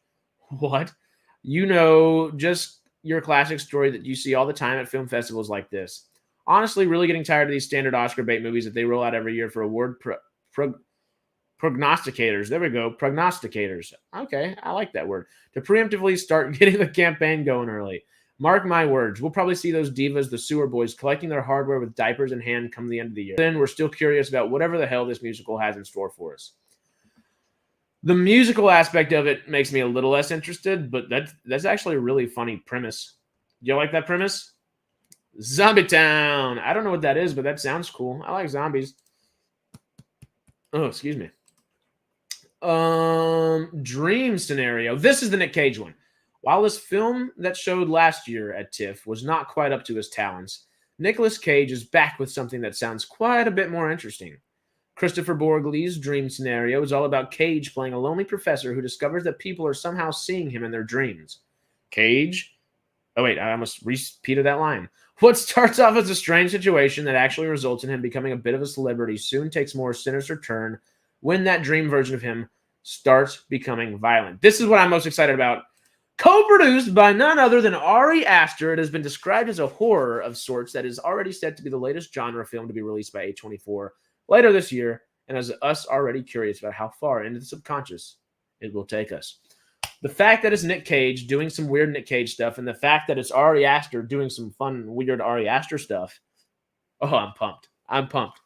That's all I need for that to sell me. I'm there. I'm there. Can I buy a ticket? I'd like to buy a ticket right now. Is that an option? Please? Please? All right. We'll keep moving, but I like that. More A24 is always good. Dumb Money. I see the man on the left, and I'm like, well, I don't know if I want to watch it. But then I see the man on the right. I'm like, ooh, that means I should definitely watch it. So, let's jump in. Remember that whole GameStop thing? Oh, this is the Dumb Money? No way. Okay, well, now I'm intrigued. Well, remember the whole GameStop thing? Well, Dumb Money, written by Lauren Schuker-Blum, Rebecca Angelo, and Ben Mesrick, is here to take us into exactly what went down with the investment world when the investment world was turned on its head. With a cast that includes Paul Dano, Seth Rogen, Shailene Woodley, Anthony Ramos, American Ferrera, and more, this latest work from director Craig Gillespie is one we are wondering about how it will capture this unique moment in the chaos of American capitalism. It's one of the bigger premieres, but still has potential. Here's hoping it's more like Gillespie's better films like I, Tonya and less like Cruella. I hated Cruella. And I, Tonya might be one of my favorite. It's not one of my favorite movies ever made, but damn, is it so well made. This already looks more in the vein of I, Tonya than it does Cruella, obviously, for many reasons. Paul Dano just being a fact of it, or just being a factor in it, I guess is the proper way to say that, just makes it a lot more I, Tonya-esque, I feel like, than Cruella. This looks good. This looks good. Paul to represent. But no. Paul Dano is an actor, and everybody else, Shailene Woodley, America Ferrera, Anthony Ramos, I mean, that's a great cast. Gillespie can do some really great work as well. So I'm excited. I'm not familiar with the writers, but if they're working with Gillespie, they got to be decent. Well, I do say that after just saying I hated Cruella. I would assume they would be just decent. I would hope they would be decent. But I like this one. So far, out of these three, 1, 2 on my list of what I would watch. Oh, I think I've heard a little bit about this. This actually looks and sounds really good. Let me see if it is what I think it is. Here we are. The End We Start From. A thriller starring Jodie Comer and Benedict Cumberbatch. This film follows a woman who finds herself in an environmental crisis that threatens everything she holds dear. With her newborn child in tow, she will have to make her way across a flooded London that could sweep them away at any moment. Based on the book by Megan Hunter and written by Alice Birch, who also co-wrote the fascinating film The Wonder, which itself premiered at TIFF 2022. It is directed by Mahalia Bello in her feature debut that we are looking forward to diving to. If Jodie Comer and the trailer was good, I didn't see the trailer for this, or I don't know if you're talking about the last one. I haven't seen the trailer for either. But if Benedict Cumberbatch and Jodie Comer trust somebody for their directorial debut, I think I do too. That's my gut instinct. Both of them are phenomenal actors, and I really look forward to this just to see what they bring and what this new director brings. I'm pumped. That sounds cool. That sounds cool. A little not generic for nowadays. That's not the right terminology, but No, there's not much that grabs me there, just besides the fact that it's Cumberbatch and Comer, which I like that group a lot. That tag team there, I like. All right. We'll keep moving. We'll keep moving. Jenna Ortega. This is already number 2 on the list behind Nick Cage now. Looking for a new film by a little known and upcoming actor by the name of Jenna Ortega. We are as well, which is why God, I'm struggling reading. We're starting this paragraph over. Looking for a new film by a little God, I still can't say it. I don't know why I wanted to say little well. Third time is the charm, I promise. Looking for a new film by a little known up and coming actor by the name of Jenna Ortega. We are as well. That's why I kept saying that, which is why we've had our eyes on Brian Helgeland's upcoming thriller, Finest Kind, which also stars the great Tommy Lee Jones and Ben Foster. Those two together make me very excited. Focus on 2 brothers who turn to a life of crime in order to make some quick money to cover existing debts. They get entangled in a drug deal that will require the whole family to get involved. While we don't expect it to have quite as bloody an ending as Ortega's past film, X, great horror movie, by the way, it is still one of the festival's more stripped-down bits of genre programming that we're looking forward to. That sounds cool. If it's not Ortega, it's Ben Foster and Tommy Lee Jones that gets me there. All right, so far, I think 1, 2, 3, 4, 5 is the way I would say. I don't know if we're going to do this for every single one, but we'll get there. Okay, so next is Lee, a historical drama starring Kate Winslet. There we go. As the fashion model turned war correspondent Elizabeth Lee Miller. The latest from Ellen Kuras, a longtime director of film and television, takes us back to World War II when Miller was working for Vogue magazine. Written by Lynn Dobbs, Liz Hanna, Marion Hume, and John Colley, it jumped to the top of our list as what will be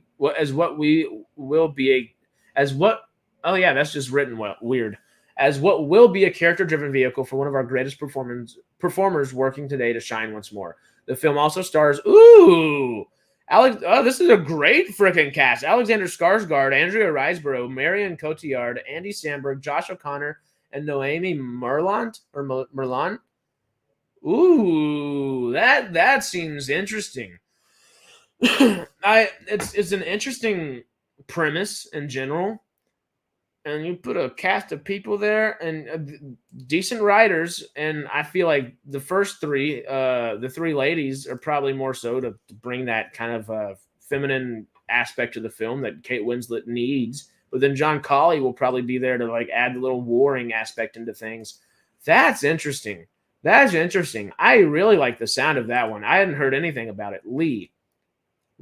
I'm gonna have to remember that. That's a good one. This one I'm pumped about. This is quote me here. This is Taika Waititi getting back to form.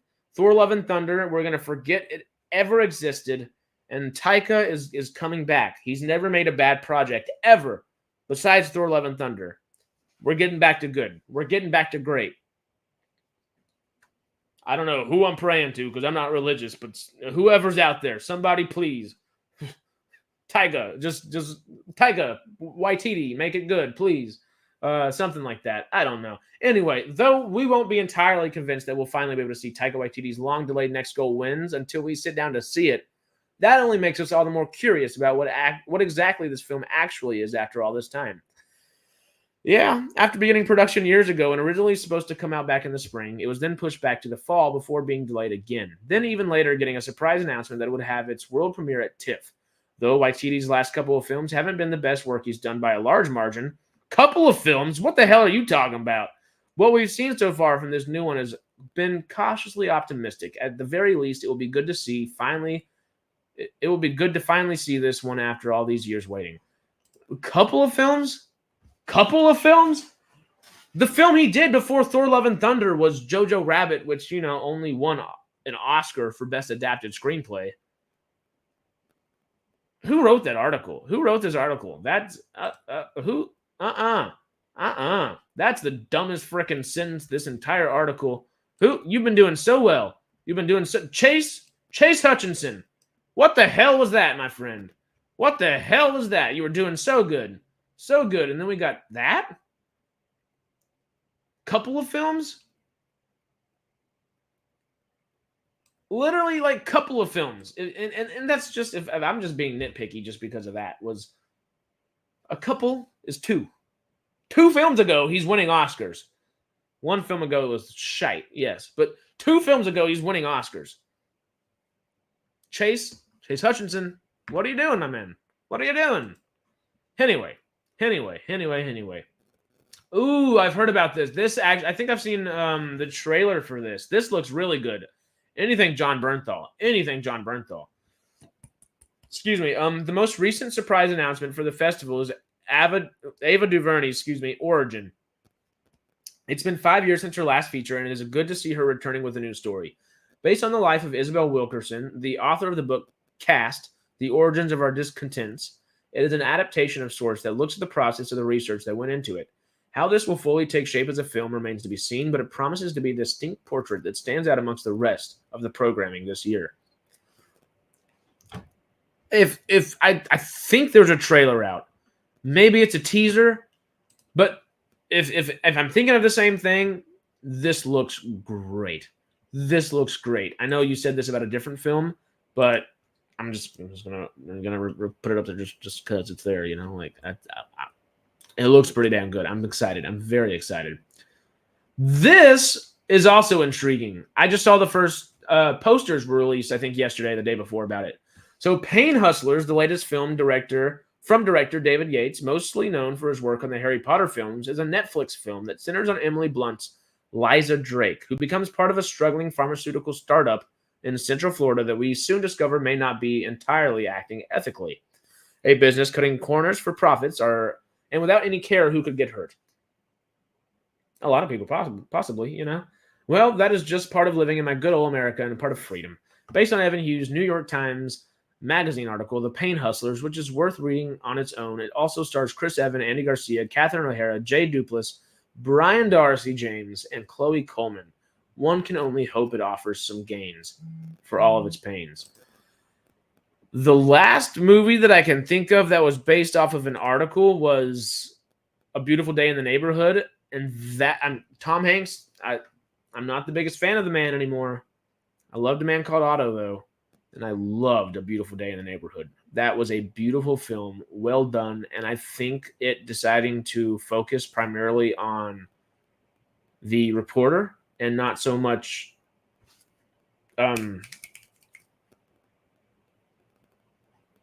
Mr. Rogers. There we go. I was like, why is that blanking on me right there? And not so much focus on Mr. Rogers and make him a secondary character in technically his own film. I think that was brilliant. And I think that type of biopic should be applied to things a little bit more. And it's not necessarily a biopic, but it should be applied to real life things a little bit more. I like that, and that makes me excited for this. All right, and I love the cast. Andy Garcia and these two, Emily Blunt and Chris Evans, are just all three. All right. Ooh, what does Amanda Seyfried have coming up? What is Seven Veils? Though we had already known a bit ago that Seven Veils, the latest collaboration between writer-director Atta Magoyan and Amanda Seyfried, was coming to TIFF before today's most recent announcement, we still remain quite interested in this one. A drama about a young theater director named Janine, as she tries to put on the work that was her mentor's most famous, the opera Samo. She becomes troubled by her own traumas that come rushing into the present. While further details are few and far between, what is always clear is that Seyfried is a performer worth seeking out any film for alone. I agree. Totally. She's one of the best performers on the planet at the moment and doesn't ever get kind of like credited as such, but she's been doing it since she was young, and she's one of the only like child performers that has grown with her acting career and never let it pigeonhole her anywhere. She's great. And she's beautiful. She's an amazing human being. Amanda Seyfried. Where it's at. Okay. Other premieres. What do they mean by other premieres? Just other things premiering? These are the ones to be most excited about? Is that what they told us at the beginning of the article? No, they just started laying them out. So these are other premieres. These are the movies that I guess Chase Hutchinson is the most excited for. I don't know if it's an order or what, but it looks interesting. And these are going to be just other premieres. guess. I don't know. That's not very clear. But anyway, Anatomy of a Fall.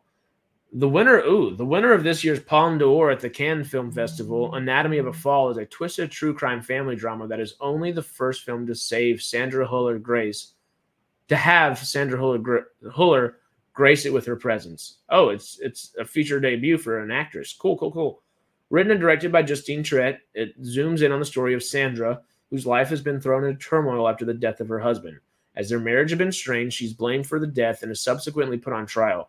Though it isn't our most highly anticipated film with Huller in it, which will come just further down in this here article, it is still one that has us preparing to clear our schedules to check it out. Well, it just said the first film to have. Okay, maybe it's just in this. Oh, the trailer for Boy and the Heron came out today, and it looked beautifully amazing. It was gorgeous. The animation looked gorgeous. The story is simple, and I just know that Hayao Miyazaki, I don't ever pronounce it right. Hayao Miyazaki, I believe is how you say it, or along those lines.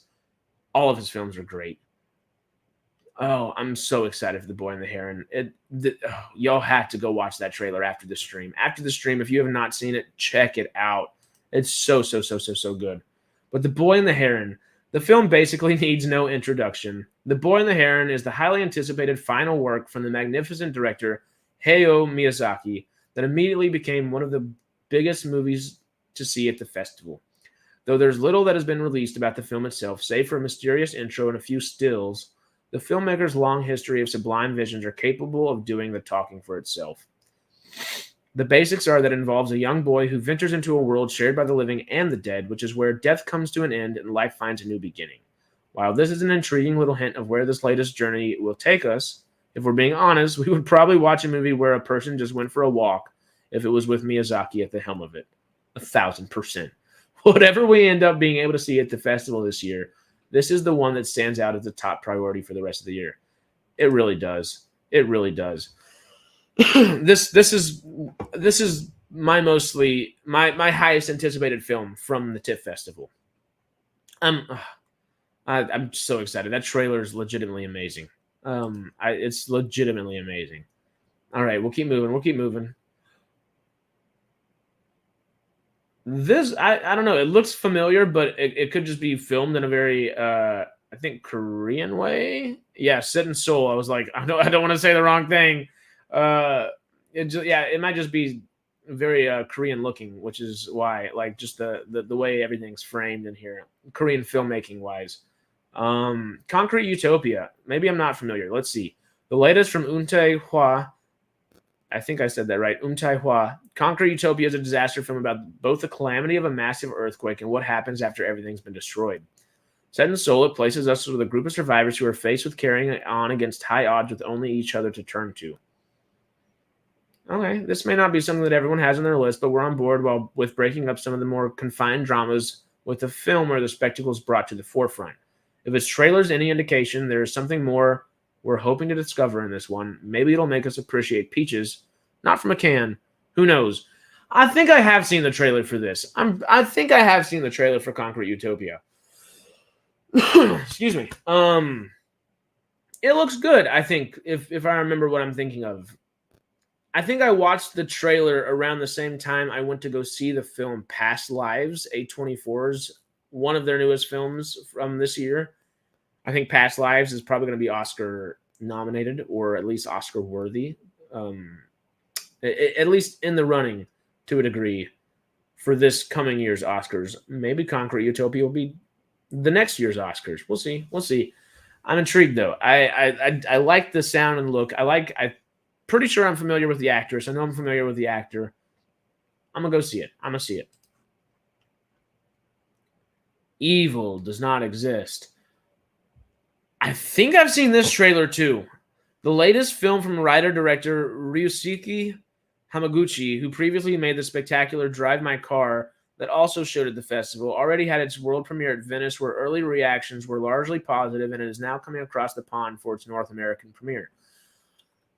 I think I've heard stuff about Drive My Car. Anyway.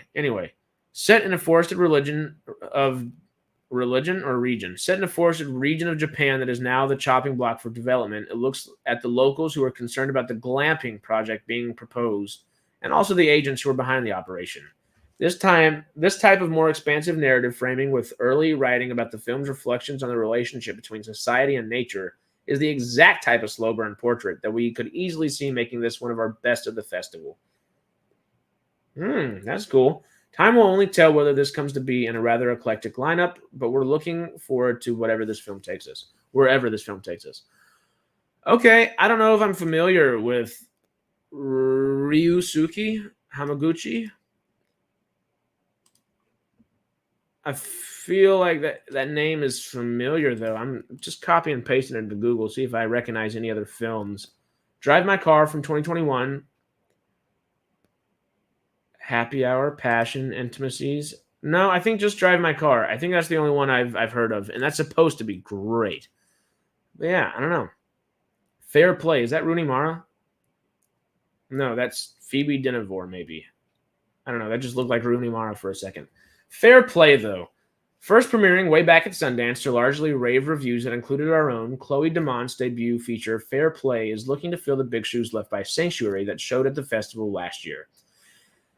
Interesting. A psychological thriller where we meet the recently engaged couple of Emily and Luke, who are soon to become pitted against each other in a fight for promotion of their financial firm. Tension is then but one thing on the table that is soon thrown into the air as the cutthroat duo subsequently turns on each other, making it one for you fellow freaks who also just can't get enough of mess. Woo! That sounds cuckoo and crazy and cool.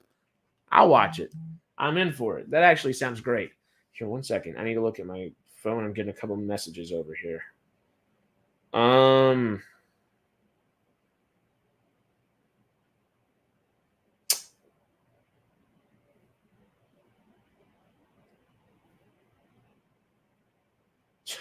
For real though. Oh, okay, God, we're trying to figure out dates and times for certain things, and people got scheduling conflicts. Hollywood, surprise. Anyway, this sounds really cool. I'm a fan of that. That sounds cool. I like psychological things like that. All right, Hitman. Ooh, Richard Linklater. That's right. This is going to be really cool. I'm really looking forward to this one. A new film from Richard Start from the top. A new film from Richard Linklater starring Glenn Powell, where he plays a Houston cop who's posing as a hitman, only to get caught up in the persona when someone needs help. Oh yeah, we're going to say we're pretty locked in for Hitman. The duo co-wrote the screenplay based on a magazine article in the Texas Monthly. The magazine article movies!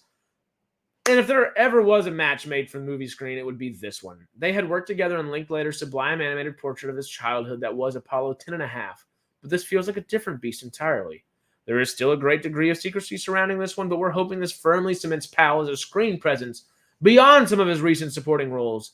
It's hard to think of a film that sounds more fun than this one, with him in a long overdue leading role. Totally. Glenn Powell is somebody that I think will be in the zeitgeist for years and years to come, and rightfully so. He's great, an amazing secondary actor. Let's see how good he does in the lead. He does pretty well in the lead generally, but I think he's an amazing secondary actor. And if he can do well with this, we might see him as a leading actor a hell of a lot more, which would be pretty cool. Monster. Yes. This is. Making his return to TIFF once more after his film Broker showed at TIFF last year, Hirokazu Koreeda's Monster is one of the immediately shot up on our list after it made an impression at Cannes. Initially about a boy who's struggling to find his way at school and his mother trying to support them both, it takes many a turn and turns into a work that defines easy explanations. Though Broker didn't get as many radars as it should have, we've got a good feeling that this is going to be one of the more discussed films of the festival. I think so. It looks so cool. It looks so good. It's not psychological thriller, but it's psychological in its own way, I feel like. And I like me some psychological movies. I'm ready for it. I'm prepared. What are y'all thinking? Like each one. What do y'all think about each one? I keep coming back and checking. Any of these that have really stood out? Or any of these that are standing out over and over? Any of these that don't look good to you? What are you thinking? What are y'all thinking? After Monster, though, we've got The Holdovers. What is Paul Giamatti? And Who I don't recognize that actor, but I feel like I kind of do. I don't know. He looks like the guy that plays Peacemaker's sidekick in Peacemaker. Isn't it Freddie something? The actor name? I'm not positive. Anyway, The Holdovers. While his last release wasn't his best by any stretch of the imagination, we're looking forward to the return of Alexander Payne with his first film in 6 years. On top of that, The Holdovers also reunites him with his Sideways collaborator, Paul Giamatti, for a comedy about a gruff teacher who forms a bond with a student who's left behind during holiday break. Yes, okay, I've seen the trailer for this. The trailer's great. Set in 1970, looking more successfully comedic in its trailer, it is one that we're hoping is a return to form for Payne that will provide at least some chuckles in the festival. Oh, yeah. That trailer looked awesome. That trailer looked really good. If y'all haven't seen the trailer for The Holdovers, check it out. Yeah, what do y'all think about that one? The Zone of Interest. While there is much that is of interest at this year's TIFF, there are none that have been persistently on our minds quite like The Zone of Interest. The latest from writer-director Jonathan Glazer, who previously made the spectacular Under the Skin, is an adaptation of the novel of the same name by the late author Martin Amis, and focuses on the commandant of Auschwitz, where more than 1 million people were murdered in World War II. This looks a little bright and sunny and gleeful for Auschwitz. As he builds a life with his family, which includes Huller as his wife. This is the other Huller, okay. The immense death continues on right next door, reuniting Glazer with the magnificent composer Mika Levi, whose work on Under the Skin is some of the best music you'll ever hear this century or any other. It is a work that we have the feeling will be the most talked about, both the festival and this year writ large. Cool. Zone of Interest. I've not heard of that. Richard Linklater can do no wrong. He can never do no wrong. I mean, he can never do a wrong. I love Linklater. Linklater can just keep making movies, my man. Just come on, bring them to us. They're great. This one, though, Zone of Interest has piqued my interest. That sounds pretty damn cool. I mean, not like cool, and you know what I mean. It's not like cool, but it's like it seems like a well-made film, and that is cool to me, at least. You know. Ooh, actors behind the camera. I like this part. This will be the last bit of this article, and let's jump into her. Actors behind the camera. Knox goes away. Clear the throat before we go back into it. If you don't already know, the Batman himself, Michael Keaton, put on his director's hat to helm the upcoming noir thriller Knox Goes Away. I don't believe this is his directorial debut, though. On top of that, he's also starring in the film as a contract killer who has some problems in his life. Namely, he's diagnosed with dementia that's going to soon rob him of any chance of redemption. With time running out, he will have to reconnect with his adult son from whom he's estranged and evade the police at the same time. It sounds like a potentially bizarre film, but we're on board just to go along with wherever Keaton leads us as he sets out to take on another shot at directing a work of his own. Let me Google real quick. Michael Keaton directing. There's what Michael Keaton direct. He's done more than one, I think. Directed movies. That's what I'm looking for. Oh, okay, just one. The Merry Gentleman in 2008. All right. Yeah, it was always middling reviews. Okay, interesting. I would have hoped it would have been a little more than that. But yeah, I'm excited. I like Mike Keaton a whole lot, and he's kind of had a resurgence since Birdman. He's just kind of been back in the zeitgeist, and rightfully so. The guy's amazing. So let's see how he does in a directing chair. Interesting. I like that. Okay. North Star. Ooh, is this going to be ScarJo?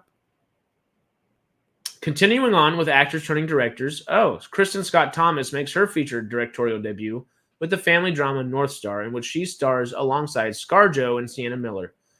The story accompanies three sisters who have come home for the occasion of their mother getting married for the third time after her previous two husbands have passed away.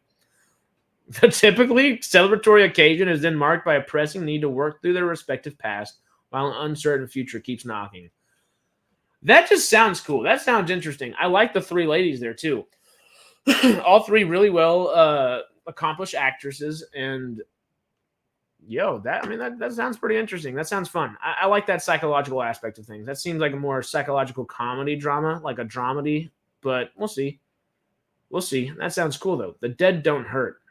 Oh, no way. All right. the Viggo Mortensen movie they were talking about was directed by this is number one on my list now. This is number one on my list now. I know nothing about this, and I'm so excited. Okay. The Dead Don't Hurt. Written, directed, and starring Viggo Mortensen. The Dead Don't Hurt is a Western that takes us back to the 1860s where we observe immigrants trying to carve out a life for themselves in a California town where corruption is everywhere. Also starring the great Vicky Creeps, it is both Mortensen's second feature he has directed and the second one he showed at TIFF after 2020's Falling. Whether it will have the same impact as that remains to be seen. It's Viggo. Viggo can do no wrong. If Richard Linklater can do no wrong, Viggo Mortensen can do no wrong. And they're both that way. They're both that way. They're both just phenomenal creatives, I guess, is the correct terminology there in their own rights. And oh man, it's so good. This is number one now. This is number one. This is it. The Dead Don't Hurt. I'm writing that down. The Dead Don't Hurt. I like that title too. Where's a pen? There's a pen. The Dead Don't Hurt. This pen is dying on me. Oh, no, it's coming back. Viggo. That's all I needed to write. Viggo and Dead Don't Hurt. Now I know to go back and watch that trailer at least. That's number one on my list so far. Me too. I mean, just reading the name Viggo Mortensen as a director, you saw what it did to me. I grew up with Viggo. That guy's like my second dad in a weird way, you know? Not in a weird way, but he's like my TV dad, my movie dad. He's Aragorn. Also, Captain Fantastic. I wanted to say plastic for some reason. But Captain Fantastic. There's just so many other movies. He's just Young Guns 2. He's great, even though he's kind of like a secondary auxiliary villain. Just anything he's in it just adds a little bit of perfection, suave, strength, poise. The man is one of he's a man of the people. He's a man of every nation. He's a man of anybody and everybody, and just that's good human beings. I'm excited. I could just gush over Viggo Mortensen all day, but we'll keep moving. Wait, what? So look, we know the Nepo baby discourse is still a whole thing and actually worth reflecting on. Wildcat. At the same time, this is Ethan Hawke. At the same time, there remains something unshakably fascinating about Ethan Hawke making his directorial debut with Wildcat, where he is directing his daughter Maya Hawke as a young Flannery O'Connor. Yes, we did already get a serviceable enough documentary in 2019. However, this is something that we hope delves a bit deeper into some of what was glossed over. Whether this father-daughter pairing proves to be a successful one or not, it seems to have an approach that will stand apart from most anything at the festival this year. That's interesting. So I read a quick article about it today. There's sex scenes in this, and Ethan Hawke was just kind of like, yeah, I guess I had to direct them. It wasn't like awkward or anything, which is like, okay, it wasn't awkward, or you just saying that after the fact? Because directing your daughter in sex scenes that have to have an intimacy coordinator on set, it would be awkward.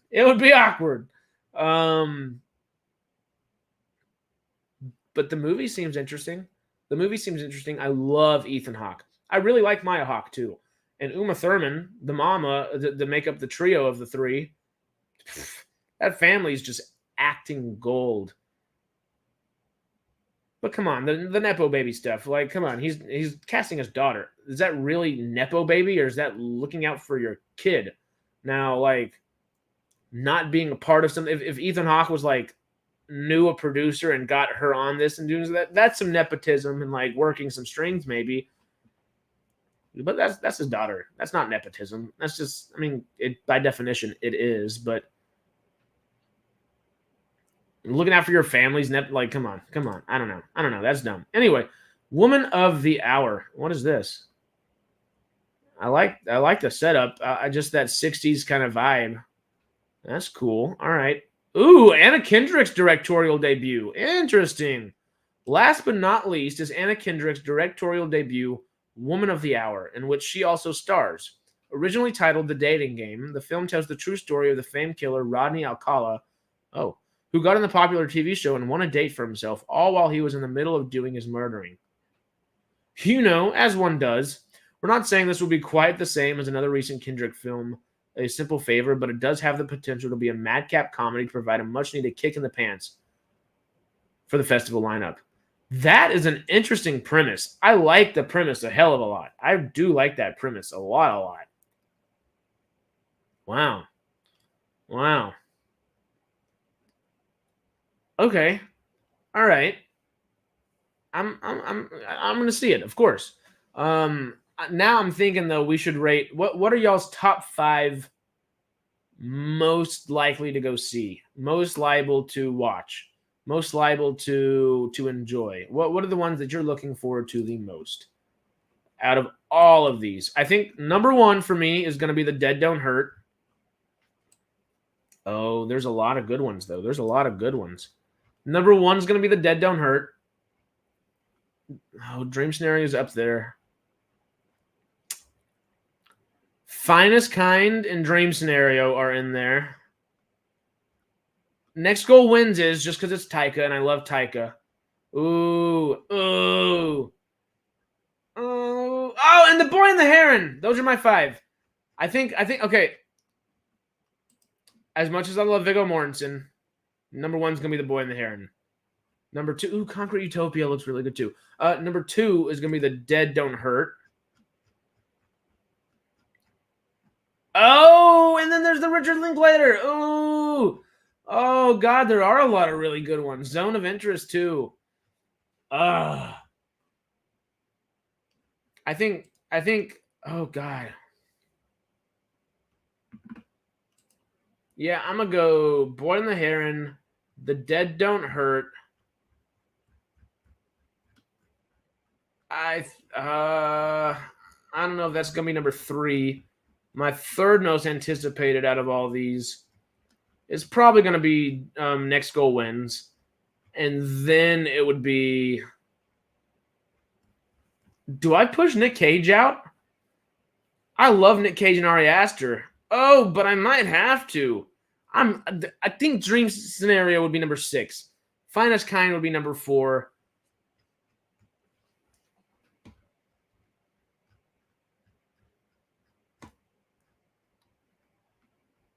And I think Hitman's gonna be number 5.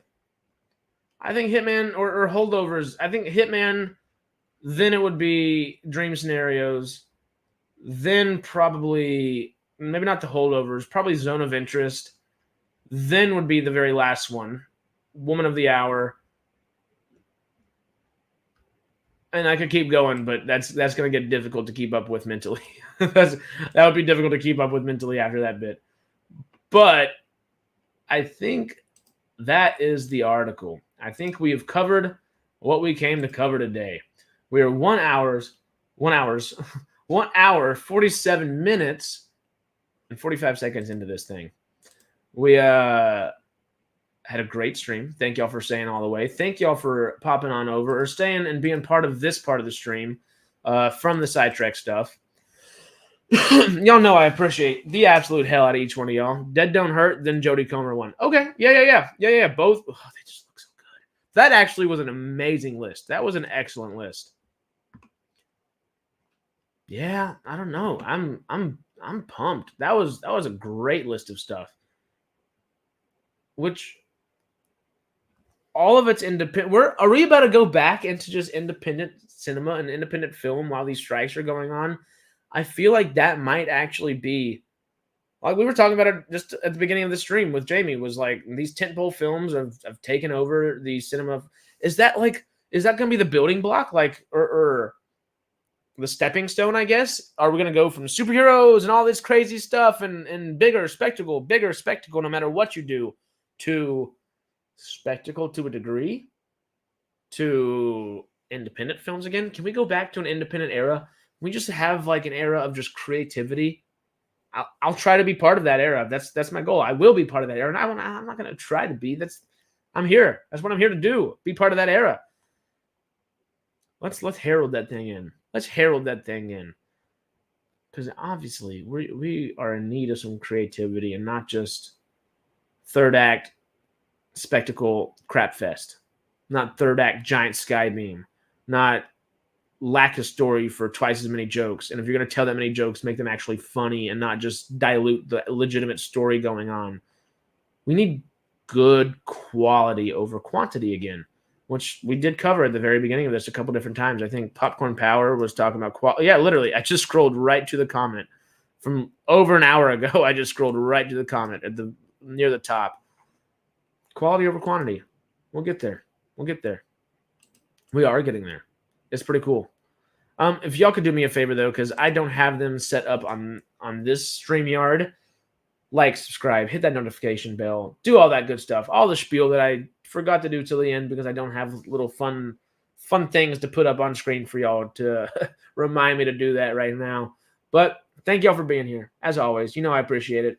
I don't believe we're going to get a MCubed stream going today. We may, because I don't know how this boil's looking, and I was supposed to throw a boil today for a bunch of seafood. It was going to be a lot of fun, but a lot of people might not be able to pop in, so we might have to reschedule. So there may be a MCubed stream.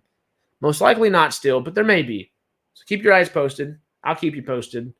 And